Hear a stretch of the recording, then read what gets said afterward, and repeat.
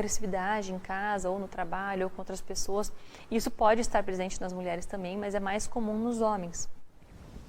E aqui eu trouxe um quadro que é o critério mais atualizado, e eu não vou me ater e nem vou, né, eu acho que nem posso, assim, nem a intenção de que a gente faça um critério, né, diagnóstico de depressão online nesse momento, mas que eu trouxe aqui, fiz questão de colocar todos os sintomas que ajudam no diagnóstico de depressão, para que a gente possa se perceber, porque na verdade hoje na internet também tem muita baboseira, né? Muita desinformação, que atrapalha muito nesse processo. Então acho que quando a gente conhece uma informação de qualidade, uma informação correta, daquilo que possa ajudar a gente nesse processo, né? E não atrapalhar e não desviar do caminho, eu acho que tende, né, a ajudar no processo saúde e doença ali. Então aqui, porque, né, preste bastante atenção nesses tópicos todos. Então, se você tem humor deprimido na maior parte do tempo, a depressão a gente não usa a maior parte do tempo enquanto tempo, na maior parte do tempo do dia, né, dos dias, e nas 2 últimas semanas, pelo menos. Isso tem que ser uma série de coisas que são abordadas, mas a gente não espera muito tempo, né? A ansiedade, em geral, se manifesta dentro de 6 meses para a gente fazer um diagnóstico de ansiedade que precisa ser medicada e acompanhada, né, de uma forma geral. Claro que cada caso é individualizado, mas o da depressão não, é um tempo menor, então questão de semanas. Então, humor deprimido na maior parte do tempo. A anedonia, que é a perda de interesse de fazer as coisas que antes gostava de fazer. A alteração de peso, tanto para mais quanto para menos, né? Então, perdeu muito peso, emagreceu muito ou ganhou muito peso, né, por disfunções alimentares. A alteração do sono é muito comum e na depressão pode ser tanto para mais quanto para menos. Então, a pessoa que não consegue dormir, passa noites e noites em claro, ou com muitos despertares, né, com insônia, ou também é aquela pessoa que não sai da cama, que quer ficar o dia inteiro dormindo, que tem sono 24 horas por dia, que dorme, né, chega e fala, dorme 12, 16 horas e ainda me sinto cansado. Então, e o cansaço por si só, né, a falta de energia também está muito presente, muito comum chegar no consultório, eu me sinto muito cansado, e daí acha que é algum problema de anemia, eu quero ver minha tireoide, não que a gente não precise investigar, mas na maioria das vezes não mesmo, quando a gente olha o contexto da pessoa, né. E a agitação ou retardo psicomotor, né, então a pessoa tanto que está muito elétrica, excitada, por isso que às vezes entra a agressividade, a raiva, mas quanto aquela pessoa que está letárgica, que está, né, lentificada mesmo. Isso nem sempre a pessoa percebe, mas as pessoas ao redor. Então, para que a gente olhe tanto para si nesse momento, quanto para outras pessoas também, né, que por perto que possam estar tendo esses tipos de sintomas. O sentimento de inutilidade ou culpa excessiva, de menos-valia, né, de não sirvo para nada, eu só dou despesa, eu não tenho amigos, ou, né, a culpa disso ter acontecido é minha. Então, né, coisas que não cabem no processo, não se justificam. A diminuição da concentração e capacidade de pensar, isso é muito comum também, uma queixa, né? Não consigo me concentrar, não consigo pensar, não consigo decidir nada. Estou no meu trabalho, e isso, né, até um dos motivos, um impacto, às vezes, econômico da depressão é muito grande, assim, são bilhões de dólares no mundo que deixam de ser produzidos por pessoas doentes, né, nos seus trabalhos, porque não conseguem produzir, não conseguem trazer, às vezes, até o sustento para casa.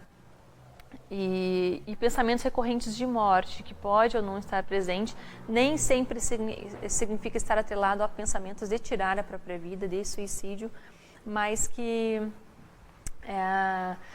estão muito frequentes também. Então, nas últimas semanas, para que a gente preste atenção nesses sintomas, se você tem a maioria deles, mais do que a metade, ou percebe em alguém, né, próximo de você que tem, então busque ajuda profissional, porque é muito importante que a gente, né, classifique, veja mesmo o seu caso de depressão, e se é uma depressão, se é leve, moderada, se é grave, que tipo de tratamento que tem que ser feito para essa pessoa. E a ansiedade, né? O que é essa ansiedade? Que ela tem N sintomas, Muitas vezes a gente tem alguns que são mais clássicos, que é a agonia, a sensação de estar agoniada, é muito comum esse relato no consultório, ou de estar ansioso. Eu sempre pergunto, mas o que é estar ansioso para você? O que tem essas crises de ansiedade? Porque cada pessoa manifesta de uma forma diferente.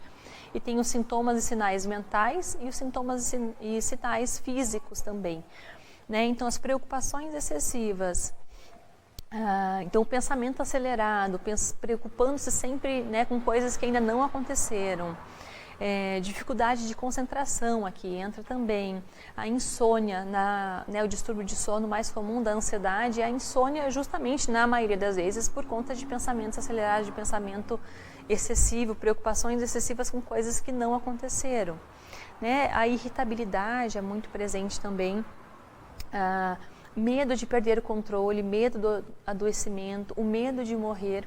E isso na pandemia está sendo muito frequente, muito presente, né? E essa desrealização não é tão comum, mas até essa semana eu atendi um paciente que veio muito preocupado, não conseguia. E isso traz também né, sofrimento, porque a gente não entende o que está acontecendo. Uma pessoa chega com a sensação de irrealidade ou despersonalização, né, ali, a sensação de estar distanciado de si mesmo. Então, como se fosse uma despersonificação, a pessoa se vê do lado de fora, que nem acho que nos filmes, assim. Mas de também esse jovem, até um adulto jovem, um homem, né, mas que falava que não conseguia perceber, parecia que estava desconexo as pessoas das falas e que as pessoas não eram elas mesmas, assim, ele estava muito assustado e foi isso que buscou ele, né, foi até um atendimento por telemedicina e é isso que fez ele buscar ajuda, porque isso assustou demais. Mas para ele chegar nisso, né, ele já passou por muito sofrimento. Isso normalmente são graus mais avançados de ansiedade. Na maioria das vezes às vezes a gente se acostuma a viver ansioso, acostuma com níveis de estresse alto, né? Então, e acha que aquilo é normal. E daí isso, quando chega nesses picos, é só que chama atenção. E os sinais físicos também, né? Que eu já falei um pouquinho lá atrás, mas que é importante a gente reforçar.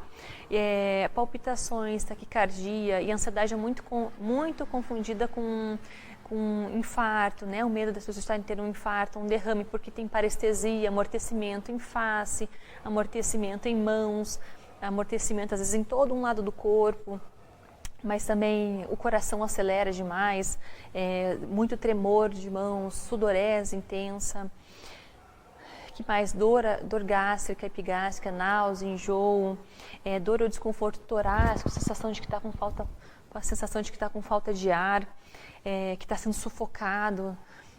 Isso é muito comum e cada vez mais comum, e às vezes até em hospitais, tinha época que eu atendia, né, hospital, chegava muito paciente com quadros de infarto mesmo, e para a gente diferenciar é difícil, porque a pessoa chega com uma sensação plena de que está tendo um infarto, né? Então, para você diferenciar e para que, né, quando chega nesse estágio também de uma crise de ansiedade ou às vezes de uma síndrome do pânico, é porque isso já está sendo ali ruminado e vivido por muito tempo, né? O diagnóstico em geral de ansiedade a gente fala nos últimos 6 meses, então tem pessoas que chegam assim, 1 ano e meio que eu estou assim desde que eu ganhei a minha filha e hoje ela está com 5 anos, eu estou assim desde que eu mudei de cidade, que eu perdi meu pai, desde que, por anos e anos a fio, e isso vai se intensificando e faz aquelas alterações hormonais e de neurotransmissores, né, que eu falei lá no começo, de cortisol, adrenalina e diminuição da serotonina, e isso traz um sofrimento crônico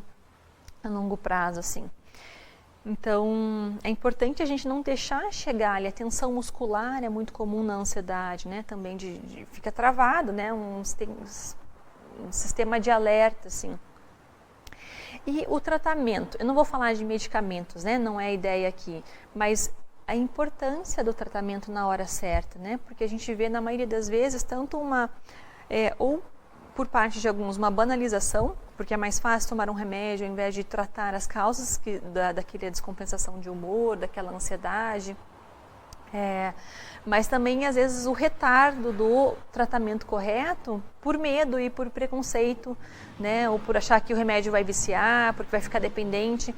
Mas, assim, então, primeiro, né, do que depende o tratamento? Do diagnóstico correto, então por isso que é importante né, buscar um profissional para que possa fazer esse diagnóstico correto, de se é um quadro de depressão, se é uma ansiedade generalizada, ou um transtorno de ajustamento, ou um estresse pós-traumático.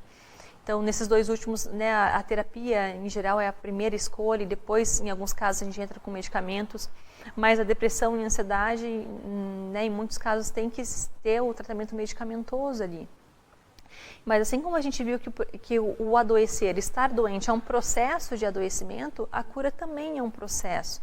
Então, não é da noite para o dia que essa pessoa vai melhorar. Né? E respeitar esse processo é muito importante.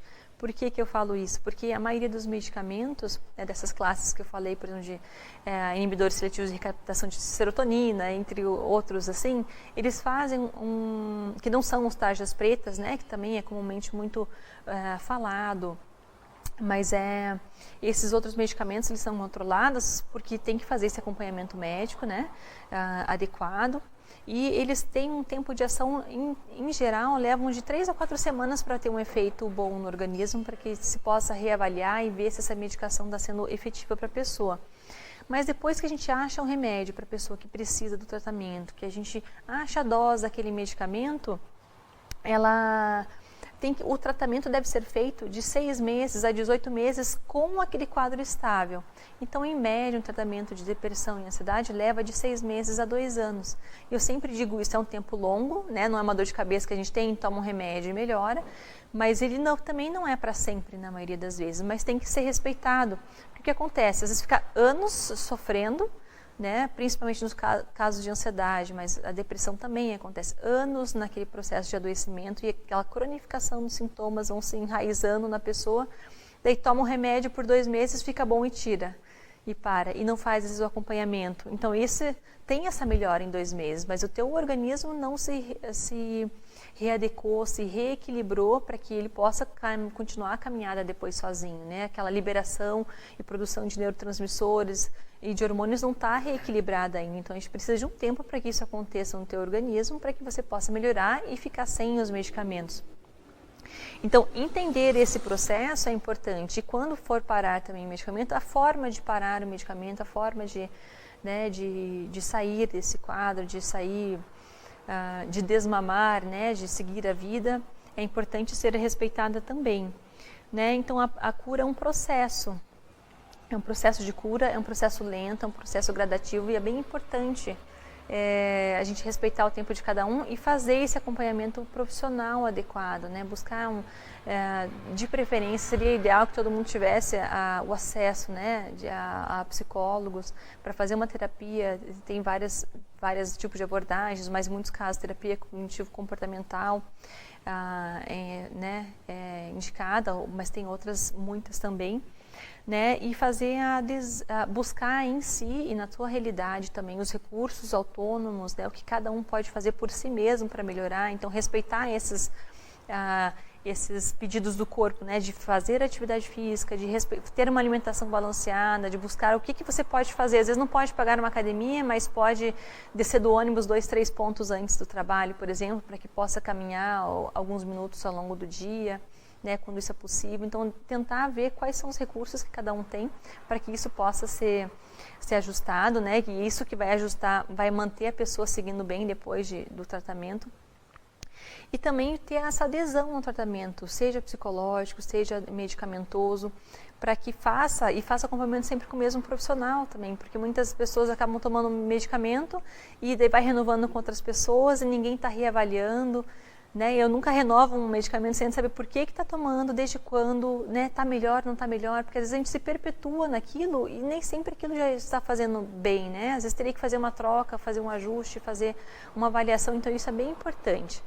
Então, para que a gente possa, né, aí conseguir sobreviver a essa pandemia, não só sobrevivendo ao vírus em si, né, mas também estarmos mentalmente saudáveis para que lá na frente a gente possa contar a história desses tempos difíceis que a gente passou. Então, eu acho que era isso, né, não sei do que a gente conversou, essa ideia de trazer um pouquinho, né, do que é natural a gente sentir, da gente se perceber o que faz parte do processo, né, da perda de alguém, do luto, ou se já passou isso, se é a hora de buscar um acompanhamento, se é a hora de, né, tanto para si quanto para as pessoas que estão próximas, para que possa né, viver de uma forma saudável, né, com todas as definições que a OMS diz, para que a gente se sinta feliz, que a gente se sinta leve, que a gente seja produtivo, que a gente tenha uma vida social saudável e familiar e individual também.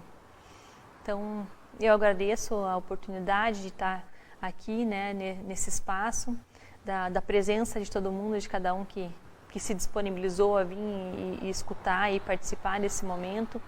Agradeço o convite de novo do Movimento de Irmãos, estou à disposição para que a gente possa sempre caminhar junto. Foi uma bênção a gente ter entrado no Movimento de Irmãos, eu acho que não foi uma coincidência a gente ter feito o último encontro antes da pandemia, né? Acho que foi providência mesmo da gente estar aqui nesse momento, porque o caminhar em comunidade ele é muito importante e ajuda nesse processo também. Então fico à disposição de todos. Desejo uma boa noite a todos e que a gente possa se encontrar em novas oportunidades.